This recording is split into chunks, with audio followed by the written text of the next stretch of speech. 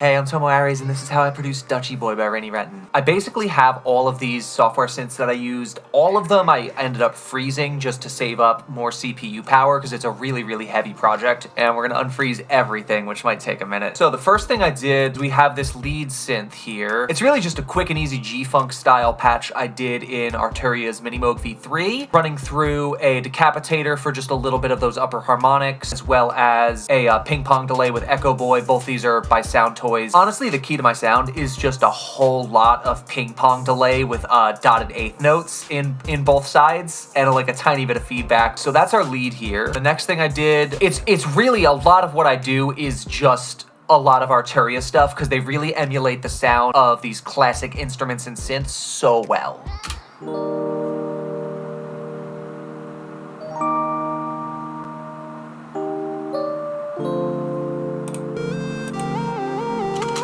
Next thing I did was I made just a little like sine wave pad in Massive. I really do love Massive. I know a lot of people kind of clown on this in the modern era. It's really lightweight. It has a very, not an analog sound the way people kind of clown on lately, but it does have a very analog workflow where you are just assigning an oscillator to an envelope, to a filter. You know, it's really simple to work with. It's also running through a dotted eighth note Echo Boy. This one's in dual echo mode though, apparently. I think I didn't want it to ping pong because it would take up too much space. Last part of the intro here I did is just a pad in Massive that I made. So I have it set to pitch bend a full octave up and a full octave down. So I was just doing a lot of bends with that. You can see it goes down here a little bit as well.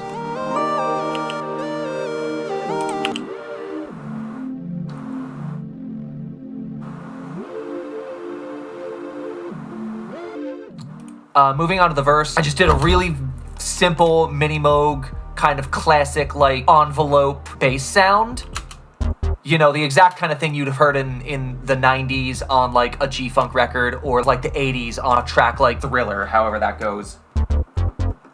You know, we have this drum kit I made in Algonaut Atlas. This is like my favorite way to do drums, basically. It just sets things up on like an MPC style sample pad. It's really just made of like a bunch of assorted samples I've just curated over the years. Honestly, all the drums came down to was sounding like this.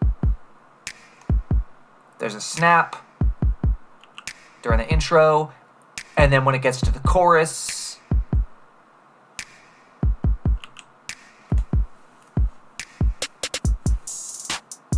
just got like the young chop snare and stuff, classic trap hi-hat. It's really nothing too crazy. Once we get to the chorus, we have this stab pad that I made using Arturia's JUNO-60 emulation. The funny part is I actually have a Behringer DeepMind that I probably could have done this with. I was just too lazy.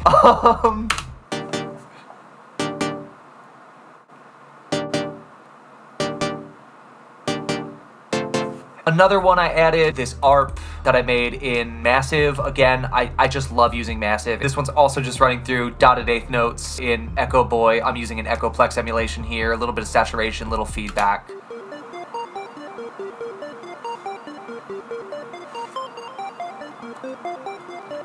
In the pre-chorus, I have a respace that I just made in Massive. I've had this oozy bass sound since like the mid-2010s that I've made. I just called it oozy watery. I didn't know what a respace was in like 2015. Anyways, here's this kind of respace sound I made for the pre-chorus.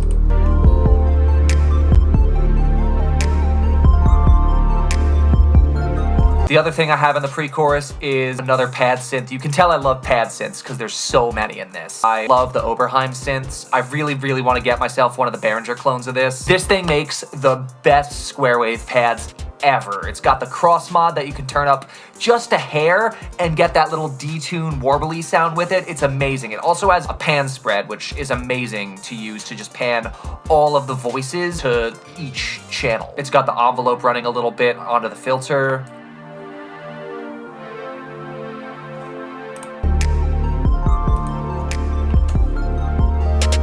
Then I did this kind of Mike Dean style guitar solo. I just basically kind of doubled the track and sent it to two different buses that are doing two different things. They're both running through auto-tune.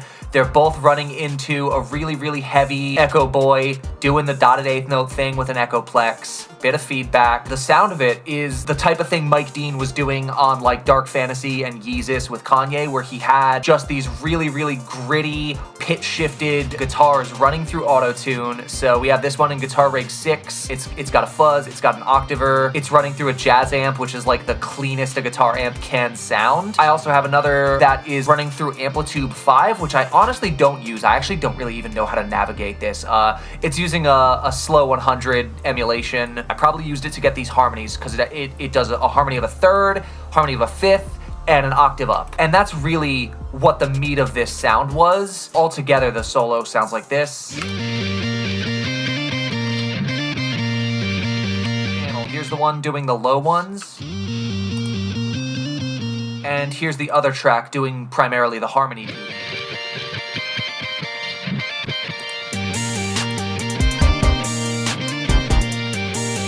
And then the last thing we did was for the pre-chorus and the second half of the final chorus, we had this Oberheim 8 voice based on the SEM, just strap 8 SEMs together. And this is a motherfucker to work with. This is like controlling a spaceship to make this thing sound nice. My favorite synthesizer in the world. I would do anything to have a real one, but they sadly cost about the price of a new car, a luxury car.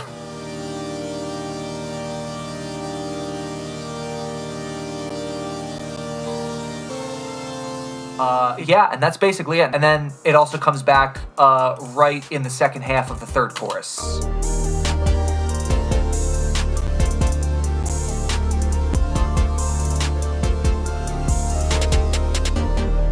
And that's really the whole song. As far as the mixing goes, there's not too much going on for any individual part, but there's a lot of bus work. So for instance, the guitar solo is all going through this one bus. We have this SSL channel. I have this like preset just to like quickly dial something in because pretty much all guitars are going to sound good when you boost at 5K. They're going to sound good when you boost at 1K. Something I love to do to make a lead guitar fit into a mix is just limiting it just a little bit. You don't have to do a lot, but just limit it. It kills the transients, but like it's a very artificial sound anyway, so I wanted to kill the transients. And then I did like just a little bit of touch-up EQ just to adjust some frequencies I wasn't really vibing with. The electric piano, basically all I did, cut the lows, make sure it doesn't clash with the bass, kind of slowly reintroduce the lows and then high shelf it. And then the main sauce of this was basically boosting the sideband around the fundamental frequency area just so that it can come through in the sides more rather than in the center, because there's so much information going on in the center between the bass, the drums, the vocals. So I just wanted it to be on the side. The arpeggio, what I did was basically the thing I always do, cut a bit of lows because I don't want it contrasting with any of the bass and stuff. Sometimes with a guitar, I'll leave the lows, but with a lot of synths and leads and stuff, I want it gone. High shelf, again, boosted out of the side channels and lowered the mid channel as well, so it really has no chance of contrasting again with this fundamental frequency of like the piano, of the bass, of the guitar, all that kind of stuff. Stab is pretty much the same thing with that JUNO pad. This time I wanted it in the middle to accompany the bass doing the same thing, right? So I just boosted the mids in the fundamental area, I cut the sides, and I added a bunch of high shelf. Again, you add high shelf, you add high harmonic distortion, THD, whatever, it's going to cut through the mix. There's more you have to do to get it to cut through the mix, but that's like the gist of it. And you'll notice I don't do too much panning. It's really only for like specific sounds. For instance, the lead synth and the auxiliary synth, I have panned mostly half to the right and left channels respectively, just so that they can have a little bit of like a dance with each other. I just think that sounds really nice. Pad synths. Apparently I have 2 pad buses. I don't know what's going where. I didn't color code things particularly intelligently, but we move. Okay, cool. So our massive pad is going into this JUNO style chorus. To me, this is the greatest chorus ever made. I really wish someone could accurately recreate this in pedal format. The closest I've found is the Walrus Audio Julia pedal. So one thing I like to do with pads as well, again, I love to boost the side channels and the fundamentals and just completely cut the mid channels so they don't interact with the bass, with that stab, with the vocals, with the drums. And again, just boosting at the highs as well, cutting the lows. It's really simple. I dynamic banded here because it was just blooming too much in that kind of fundamental frequency range of like the lower stabs and a bit of the bass as well. Another thing I have going on here is I have the kick drum side chained to the pad synth as well, so that every time the kick thumps, it basically brings the pad synth down just to make a little bit more breathing room as well.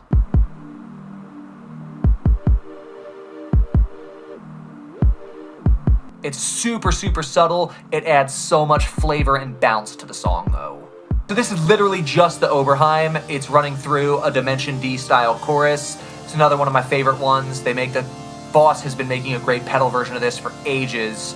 It's just on the first mode with the fourth button pressed just to boost a little bit more of a wet signal to it. And because the Oberheim 8 voice is basically already in the side channels because of the way I panned each individual voice within the plugin itself, it's basically already doing that side channel work. So all I really did was dynamic cut here just to get rid of some of the bloom. Again, we got rid of that low end, but a little bit lower than I normally would at 100, just so that really gritty low part can get through a little bit more. Boosted a little bit here just to get it to cut through a little bit more. Cut there so it doesn't interact too much with like the guitar or with drums and the bass, because I love boosting the bass around like 1500, as we'll see in a bit. And again, another high shelf, just high shelf, high shelf, high shelf. That's the sound of like modern music. You just boost the highs and you blare everything till it just becomes a square wave in the master.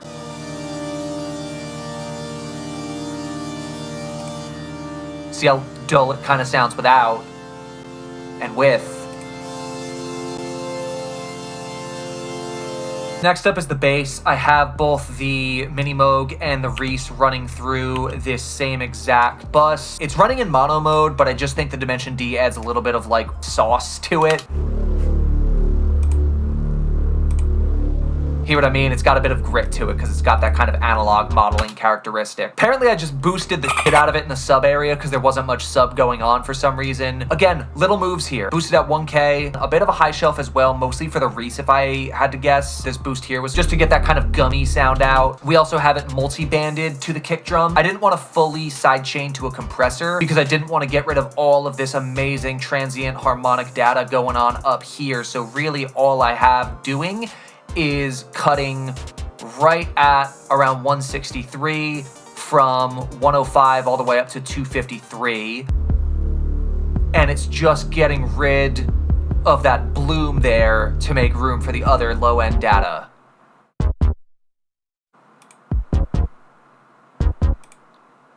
And it still gives it that pumping sound. Next thing I did was I sent the bass into a parallel bus.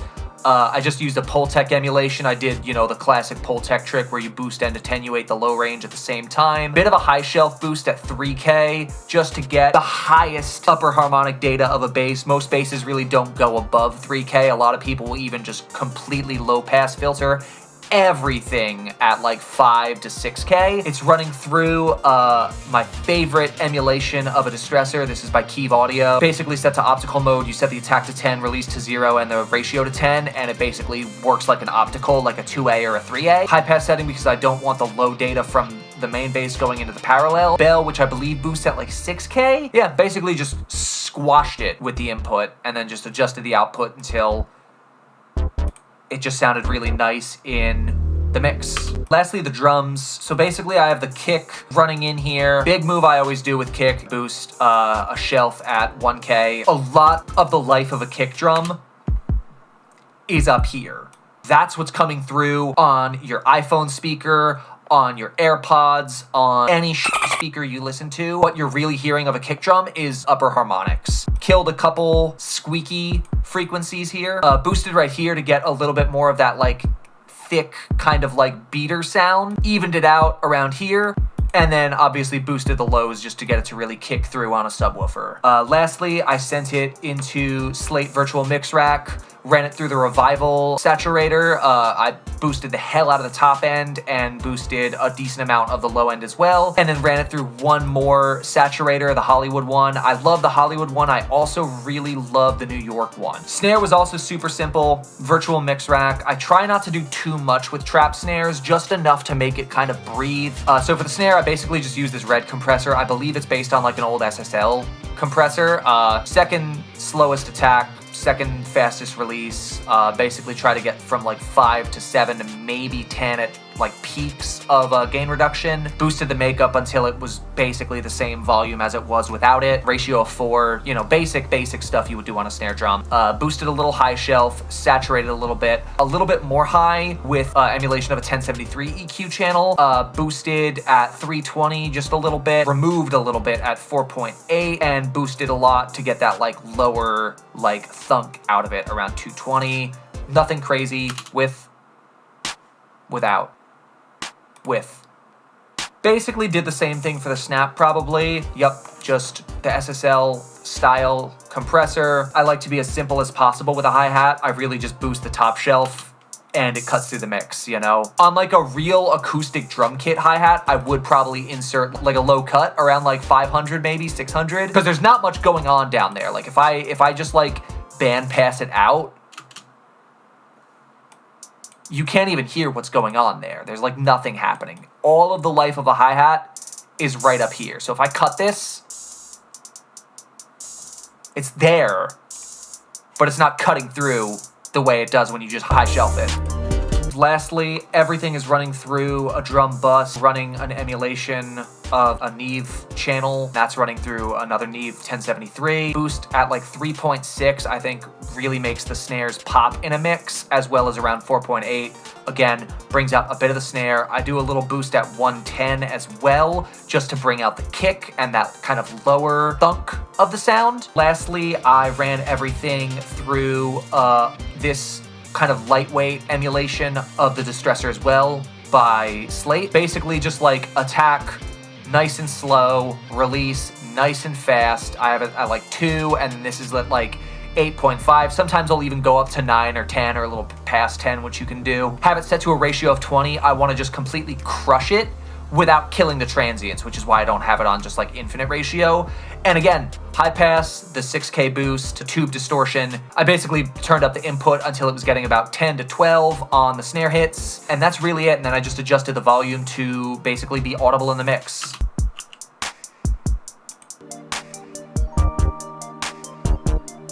As far as Rainy's vocals go, it wasn't too much work going on here, but basically what we have going on here is just a really, really low safety net of auto-tune. I mean, it's at like 40. Rainy's a great singer, so like it's not even really going to kick in. All it's going to do is add a little bit of that R&B swag that you expect from a song that sounds like this. Let's just turn it off and hear what it sounds like without it. It's probably almost identical. Without. He is the Dutchy Boi, Dutchy Boi. And here's with. He is the Dutchy Boi, Dutchy Boi. I love. It's like the same. So first up on the main lead vocal bus is we have this emulation of the C12 1073 emulation, just for a little like bass saturation going in. I'm really just trying to emulate the sound of like a real vocal chain, as if, you know, we were working together in a studio. 1073 EQ, a little bit of top boost, a little bit of boost at like 3K probably. Gives a lot of life and color to a voice. Reduced kind of with a shelf at like 220 to basically just lower all of that lower stuff. High pass filter at 80 hertz. TubeTech CL1B emulation. This is like the compressor that you will hear in like any hip hop song ever, and a lot of pop nowadays as well. More than like an 1176 into a 2A. This thing kind of just does it all in one. Sounds great. Ratio's at like what I assume is probably gonna be about 4. Attack is kind of fast. Release is kind of fast. They have a bit of a weird setting with these, but yeah, I mean, it's just really simple stuff. Compression, all we're looking for on a vocal is like 7 to 10 tops. Orangey boy, I'll never leave him, he'll stay by my. Added another mix rack in between them. All I have going on here is a boost up at 12K. Sounds amazing. It's a SSL style channel strip. And then I basically just high pass at 90. And then I use this Air EQ just to give a little bit more kind of airy high shelf boost. I don't even know what frequency this actually boosts at. All I know is it sounds great. After that, DS for the SH sounds, ran it through split band so we're not killing everything going into the actual de-esser, which is taking care of the actual S sounds. After that, we used a bit of Little Altar Boy. One of the best things you can do to thicken up a vocal, especially in like a hip hop leaning song or even rock, is basically you just take the pitch down a full octave, you take the formant down halfway, and then you just bring the mix down. This is at like 14.5%. Let's hear what it sounds like if I turn it all the way up and then bring it back down to 14.5. He is the Dutchy Boi. So here's nothing. Dutchy Boi, I love him so But he's my orangey boy.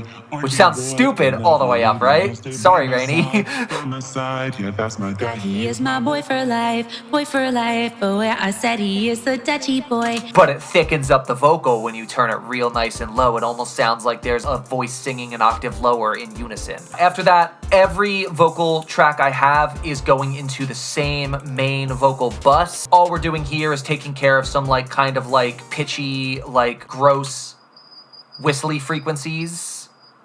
So much he's my orangey. Never leave him, he'll stay by me. I know a lot of people will use Soothe too to handle a lot of stuff like this. I might have even done it at the end. No, I didn't. I know a lot of people will use Soothe too to handle that kind of stuff. In a lot of cases, I still like doing it manually because too much Soothe will just completely all the life of a vocal. Boosted a little bit at 879. All that's doing is adding a little bit more word clarity. Took away a lot at 607. That's kind of where the boxy range for her voice was. Don't want any of that. Love him so much, he's my orange. And then also did a dynamic cut at 200 hertz just to get rid of a little bit of that low end bloom. After that, we did a multi-band around 268. Again, we're just getting rid of some of that low end bloom. I just don't need it there. He is the Dutchy Boi, Dutchy Boi. And the main reason we're doing that as well is because we also have the dub vocals and the throw vocals all coming into this same exact bus, so I just want it gone. Another thing we have going on here is a Pultec, just doing again that kind of boost and attenuate thing at 100 hertz at 3K. Again, vocals sound amazing when you boost at 3K. It's got a bit of a broadband, so it brings out like a decent amount of it without like just pulling out too little or too much. Another thing we did that I love doing with the vocal is using FabFilter Saturn for our saturation. All we really have going on here is from 85 hertz up to 300 hertz. We have this warm transformer, just a bit of fuzz down there, and then a little bit up here. Not too much at all, like 13, a little bit of EQ going on just to add a little bit more air to the top. He is the Dutchy Boi, Dutchy Boi. I love him so And it's much. really not doing much, and I also have the mix down to about 67%, so we're not even totally saturating all of it. We're just saturating a little bit up top just to get those upper harmonics out and make her microphone sound a little bit more expensive. RVox, limit it to 0.5 and then just brought it down to like 7.7. I don't even know what amount of gain reduction is being done. I only use a few Waves plugins nowadays, and RVox is the one that I primarily use for vocals like all the time because it just brings them out to the front of the mix. He is the Dutchy Boi, Dutchy Boi. Hear how I much love him so much, bypassing he's it my takes orangey away? Boy, orangey boy, I'll never leave him. He'll stay by my side. It's just that little bit of extra secret sauce. Next thing we have going on with the vocals as well, I have it all being sent to an imager. Basically, before it even goes into the imager, we're de-essing and we are just completely all the way all of the S sounds. I don't want any of that sibilance getting through at all into my imager. So we have a de-esser slamming out all of the S sounds. He is the Dutchy Boi, Dutchy Boi. I love him so much. It's going into another dimension D. I love using this on the third mode with the fourth button engaged to get extra signal into it. And then lastly, I also love boosting the high end after the imager just to give it a little bit more of that like sheen and sparkle. And that's also the reason that we use the de-esser at the beginning of the chain, is so that this doesn't boost the sibilance. We're taking it all away so that this is just giving us a clean high shelf boost. So if you listen to it without, He is the Dutchy Boi, Dutchy with. Boi. I love him so much. And that's really all that's doing. Next we have slapback delay. It's just basically emulating 15 IPS like tape machine. It's also running through another Echo Boy doing shocker, eighth note dotted. Really nothing else going on here. It's got some low and high cut just so it doesn't do all of that. And then we have this kind of 80s style plate reverb. Dial it in kind of the same way I always do, just it's kind of got a short decay this time because like a lot of hip hop songs don't really have super long reverbs unless they're like experimental or whatever. And that's basically it with with the vocals. The only other thing going on really is the dub vocals. Basically what we have down here is during the chorus, she has doubles of the main words. Daddy is a Dutchy Boi, Dutchy Boi. Orgy boy, orgy boy. That's going even harder into the echo, into the reverb. All we're doing is we're basically running it. I guess I used a C800G for this one kind of emulation. The 1073 emulation, you know, a bit of, you know, boosting and taking away with the 1073 EQ. And basically what we're doing here is we're also running them into a distressor through optical mode. I like this more than a 2A for group vocals. A lot of people like 3A as well. I used to love a 3A until I found out how good the distressor is, and now I'm a truther for that. So again, really not doing too much with it, just like getting like 9 to 10 gain reduction. Again, same thing I always do when I use a distressor. High pass it, 6K boost, distortion 2, we're in business. A little bit more EQing, and that's really it. I don't even know why this is on here. It's not doing anything. Let's get rid of that. And then it's basically just going through the same exact de-esser settings for the SH and the S sounds. And then we're doing something completely different with the Alter Boy, where we're actually adding more to the top. You can actually hear that like higher, almost choir sound. And that's really all it's doing.